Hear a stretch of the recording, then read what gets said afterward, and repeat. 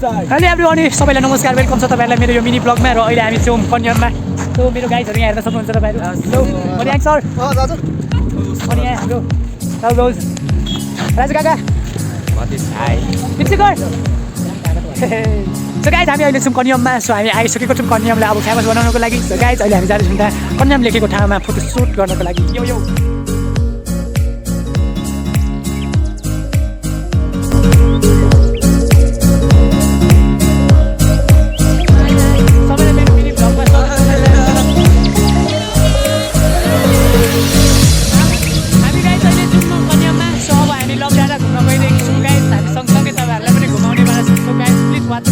हेर्न सक्नुहुन्छ कन्याम आउनु भने एउटा स्पेसलिस्ट के छ भने यहाँ घोडाको सवार पनि गर्न पाइन्छ। हेर्न सक्नुहुन्छ गाइस, यहाँ हाम्रो आन्टीले हेर्न सक्नुहुन्छ घोडा सवार गर्नु हुँदैछ। साथी घोडा सवार गर्ने कोही इच्छुक छ? राहुल हामी राकेश कोही छैन, हामी चाहिँ जस्ट लकडाँडाको डाँडा पुगेर फेरि फर्केर आउने गाइस। हेर्न सक्नुहुन्छ घोडाघोडी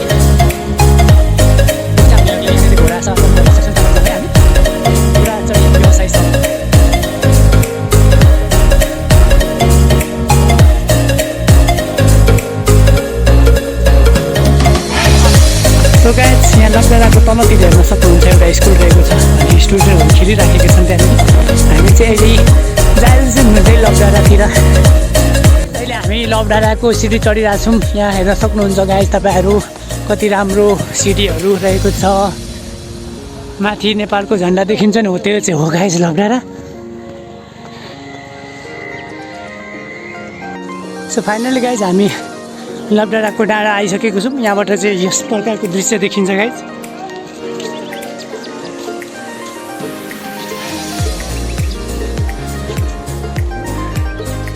बुकेहरू हेर्न सक्नुहुन्छ। अनि यहाँ लकडाँडाको माथि चढेर चाहिँ यस्तो फुलहरू आफ्नो गर्लफ्रेन्डहरूलाई दिएर फोटोहरू खिच्न पनि सक्छ, गिफ्ट पनि दिन सकिन्छ गाइस।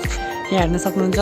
यहाँबाट फोटो भिडियो निकै राम्रो आउने गर्छ। यदि कन्याम आउनुभयो भने लकडाँडा चढ्न चाहिँ नबिर्सिनु होला। अनि दिदी सधैँ यहाँ बस्नुहुन्छ। दिदीको बुक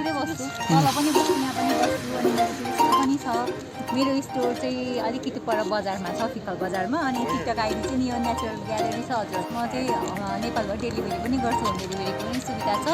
अनि मलाई कन्याममा आउनु भयो भने कन्याममा पनि बेच्नुहुन्छ हजुरहरूले। Thank you.